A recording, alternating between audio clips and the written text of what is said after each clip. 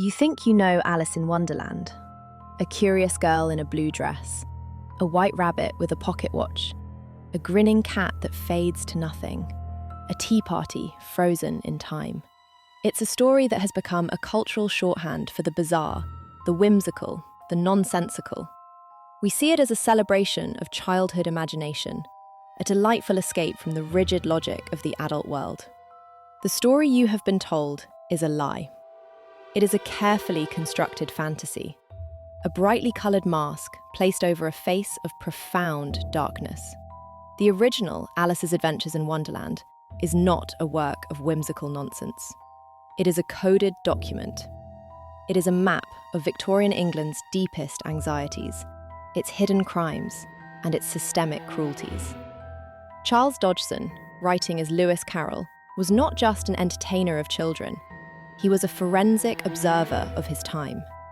Once you understand the real, chemical reason for the Mad Hatter's madness, once you grasp the terrifying social commentary behind Alice's constant violent changes in size, once you see the Queen of Hearts not as a caricature, but as a portrait of absolute arbitrary power, you will realise the truth. This is not a children's story. It is a field report from a psychological war zone. It is a forensic examination of a society that was, in many ways, devouring its own children. Let's start with the very fabric of the book. We remember it as light, fantastical. But pick up a copy of the original text. Read it not as a child, but as an adult. The immediate, overwhelming sensation is not wonder, it's dread. From the moment she falls, Alice is in a state of perpetual crisis. She is constantly threatened, belittled, confused, and on the verge of tears. She is subjected to nonsensical riddles that have no answers, accused of crimes she did not commit, and her very identity is relentlessly questioned by every creature she meets. The caterpillar demands, "Who are you?" When she can't answer, he dismisses her. The pigeon accuses her of being a serpent. The King and Queen of Hearts put her on trial for no reason. This is not whimsical banter. This is a sustained psychological assault. Wonderland is not a playground. It is a hostile environment. It is a world where logic has collapsed. Communication is impossible, and danger lurks behind every talking flower and animated playing card. The story's famous nonsense is not joyful absurdity. It is the terrifying babble of a world gone insane. To understand where this feeling comes from, you have to picture the moment of its creation. Imagine that famous boat trip on the River Isis in Oxford on July 4th, 1862. It's a scene we've romanticised. A brilliant, shy mathematics don, Charles Dodgson, spinning a tale for three little girls, Lorena, Edith, and his favourite, 10-year-old Alice Liddell. We picture a golden afternoon, a bucolic paradise. But you must erase that image. Picture Oxford in the 1860s. The ancient university is an island of tradition, but the tide of the Industrial Revolution is crashing against its walls. The air, even on a summer day, carries the faint, acrid smell of coal smoke from the nearby railway and the factories that are beginning to spring up. The world is getting louder, faster, dirtier, and more brutal. Dodgson was a man of mathematics, of logic, of precise order. He was living through a period of unprecedented chaos. New scientific discoveries were challenging religious dogma. Darwin's theories were upending humanity's place in the universe. The rigid class structure was showing cracks. That boat trip was not an escape to a fantasy. It was an escape from a reality that was becoming increasingly unrecognisable and frightening. Dodgson wasn't just amusing children. He was processing the anxieties of his age, filtering them through the lens of a child's perspective, and encoding them in a story that could only be told as nonsense, to truly decipher. Wonderland, you have to understand the Victorian world it was born from. and that world was a paradox of staggering proportions. On the surface, Victorian England was a society obsessed with progress, morality, order, and propriety. It was the age of the British Empire, where a quarter of the world population was ruled from a small, damp island. It was the age of invention, of steam power, of iron bridges and sprawling cities. They believed they were building a new, superior civilization. But beneath that polished veneer of gentlemanly conduct and Christian virtue was a nightmare. The very engines of this progress were fueled by human bodies. Child labour was not an unfortunate byproduct of industrialisation. It was a fundamental component. Children as young as 5 or 6 worked 12, 14, 16 hours a day in coal mines, cotton mills, and matchstick factories. They were trappers who sat in total darkness in a mine shaft, opening a door for coal carts. They were scavengers who crawled under active, churning machinery in textile mills to pick up scraps of cotton, where a moment's hesitation meant a crushed limb or a scalped head. They were dippers in match factories, handling white phosphorus that would rot their jaws from the inside out, a condition known as phossy jaw. This was a world where life expectancy in industrial cities like Manchester or Liverpool could be as low as 26 years old. It was a world where new sciences like psychiatry were emerging, not always as a tool for healing, but as a mechanism of control. Asylums were built across the country to house the insane. But the definition of insanity was terrifyingly broad. A woman could be committed for hysteria, melancholia, or simply for being too outspoken or promiscuous. The treatments were brutal: ice baths, restraints, isolation, and the beginnings of what would become shock therapy. Madness was not just a medical condition, it was a social one. The legal system, which Alice finds herself trapped in at the end of the book, was just as arbitrary. Justice was often swift, incomprehensible, and overwhelmingly weighted in favour of the powerful. The phrase, "sentence first, verdict afterwards," was not just a clever line from the Queen of Hearts. It was a cynical reflection of a system where guilt was often presumed, and the trial was a mere formality. This is the world that created Alice. A world where reality itself was so absurd, so cruel, so illogical, that the only way to accurately represent it was through dream logic and nightmare fuel. Wonderland is not an escape from this world. It is a perfect allegorical mirror of it. Now let's look at the evidence. Let's start with one of the most famous characters in all of literature, the Mad Hatter. We see him as a symbol of delightful eccentricity. The floppy top hat, the manic energy, the unanswerable riddles. The Disney film cemented this image, making him a lovable, zany goofball, voiced by Ed Wynn. He is the quirky heart of a whimsical adventure. This perception is a historical crime. The phrase "mad as a hatter" was not a bit of charming slang in Victorian England. It was a medical diagnosis. It was a description of a slow, agonising, and very real death. In the 18th and 19th centuries, hat makers, specifically those who made felt hats, used a toxic substance to turn raw fur into the pliable felt needed for fashionable top hats. That substance was mercury nitrate. The process was known as carroting because it turned the fur a carrot orange colour. Imagine a hatter's workshop in Danbury, Connecticut, which became known as the Mad Hatter capital of the world, or in the crowded boroughs of London. It's a small, poorly ventilated room, thick with steam and chemical fumes. A man, let's call him Thomas, stands over a vat, brushing mercuric nitrate onto rabbit pelts. He does this all day, every day. He breathes in the invisible, odourless mercury vapour. At first, the symptoms are subtle. His hands begin to tremble. He develops what his colleagues call the hatter's shakes. He finds it hard to hold his tools. Then, his speech starts to slur.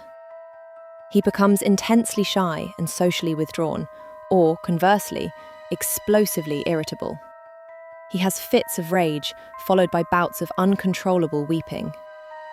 His gums become spongy, his teeth loosen and fall out. His hair falls out. He suffers from debilitating anxiety and paranoia, convinced people are plotting against him. Eventually, he begins to hallucinate, seeing things that are not there, hearing voices. His memory collapses.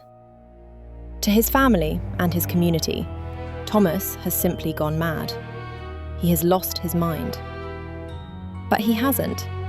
His mind has been stolen from him, piece by piece, by the very trade that provides his meagre living. He is a victim of chronic mercury poisoning. He is the Mad Hatter. When Carol wrote about a character perpetually stuck at 6 o'clock, trapped in an endless, repetitive tea party, he wasn't inventing a whimsical scenario. He was painting a terrifyingly accurate portrait of dementia. The Hatter and the March Hare are trapped in a loop because their brains are broken by their environment. The tea party is not a celebration. It is a tableau of terminal industrial disease, a monument to the human cost of a fashion accessory. Carroll, a man of science and acute observation, living in the heart of this industrializing nation, would have been keenly aware of this. The Mad Hatter is not a joke. He is a ghost. He is the spectre of the worker sacrificed at the altar of commerce. His madness a coded protest against a system that poisoned its people for profit. Now, consider Alice herself, specifically her body. Throughout the story, Alice's physical form is unstable. She drinks from a bottle labelled, "Drink me," and shrinks to 10 inches high. She eats a cake marked, "Eat me," and shoots up to a monstrous size, her head hitting the ceiling. This cycle of violent, uncontrollable transformation happens again and again. On the surface, it's a classic fantasy trope, but within the Victorian context, it becomes something far more pointed and disturbing. It is a direct commentary on one of the era's greatest obsessions and deepest fears: the female child's body and its transition into adulthood. The Victorians fetishised childhood innocence, particularly in girls. The ideal was a pure, sexless, doll-like creature. But this ideal was in constant, terrifying tension with the biological reality of puberty. The moment a girl's body began to change, she crossed a threshold. She was no longer an innocent child. She was a sexual being, and therefore a source of profound social anxiety. Alice's physical journey is a visceral, externalized representation of this traumatic transition. Imagine a young girl, perhaps 12 or 13, in a middle-class Victorian home. Her body, which she has known her entire life, begins to betray her. It grows in ways that are confusing and frightening. She is suddenly too big for her clothes, for her childhood games, for the role society has assigned her. She feels clumsy, monstrous, a stranger in her own skin. When Alice grows so large that she fills the White Rabbit's house, trapping herself inside, it's a perfect metaphor for this experience. She is literally outgrowing her childhood environment, becoming a disruptive, unmanageable presence. The panic she feels is the panic of a girl whose own body has become a prison. Conversely, when she shrinks, she becomes tiny, helpless, and vulnerable. She is nearly drowned in a pool of her own giant tears, a powerful image of being overwhelmed by her own emotions. She is stepped on, ignored, and treated like an insect. This reflects the other side of the Victorian view of womanhood, that even as adults, women were to remain childlike, demure, and small in influence. Alice's desperate cry, "Who in the world am I?" That's the great puzzle. Is not just a moment of childish confusion. It is the existential crisis of adolescence, amplified by the immense pressures of a patriarchal society. Her body is not her own. It is a site of conflict, controlled by external forces, magical potions and cakes, just as a real Victorian girl's body was controlled by the expectations of her family, her future husband, and her society. Carol, a man who famously preferred the company of children to adults and was fixated on the purity of prepubescent girls, was channeling this societal obsession. The constant, alarming changes in Alice's size are the physical manifestation of a culture's deep-seated fear of female growth, sexuality, and identity. It is body horror disguised as a fairy tale. So, what do we have? We have a character, the Hatter, who is not a whimsical eccentric, but a walking effigy of industrial poisoning. We have a protagonist, Alice, whose physical transformations are not a funhouse gimmick, but a terrifying allegory for the trauma of female adolescence in a repressive society. And we have a world, Wonderland, governed by the same arbitrary cruelty and logical collapse that characterize the dark side of Victorian life. These are not isolated coincidences.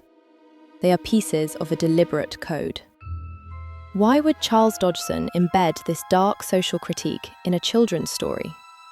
Why not write a scathing essay for the Times or a grim, realist novel like his contemporary, Charles Dickens? The answer lies in his position and in the unique power of children's literature. Dodgson was a conservative, religious, and intensely private mathematics lecturer at Oxford. Openly attacking the foundations of British industry or the propriety of the social order was not in his nature. It would have been professionally and socially ruinous. But more importantly, the nursery was becoming a new battleground for the soul of the nation. Victorians were the first culture to invent the modern idea of childhood as a special, protected state. And with that invention came a flood of literature designed to shape the minds of the next generation. Most of this literature was moralistic and didactic, full of simple lessons about obedience and piety. Carroll did something far more subversive. He created a Trojan horse. By wrapping his critique in the guise of pure nonsense, he smuggled a payload of social horror into the very heart of the Victorian establishment. He delivered a story about madness, injustice, and existential terror directly into the hands of the children whose parents were benefiting from and perpetuating the very systems he was satirizing. The story worked because it operated on two levels: as a delightful fantasy for the Liddell sisters, and as a coded indictment for the initiated adult. It was an act of genius-level subversion. The sanitization of this subversive masterpiece began almost immediately, as culture sought to defang its uncomfortable truths. But the most significant agent of this change came almost a century later. The agent was Walt Disney. In 1951, Disney's animated feature, Alice in Wonderland, was released.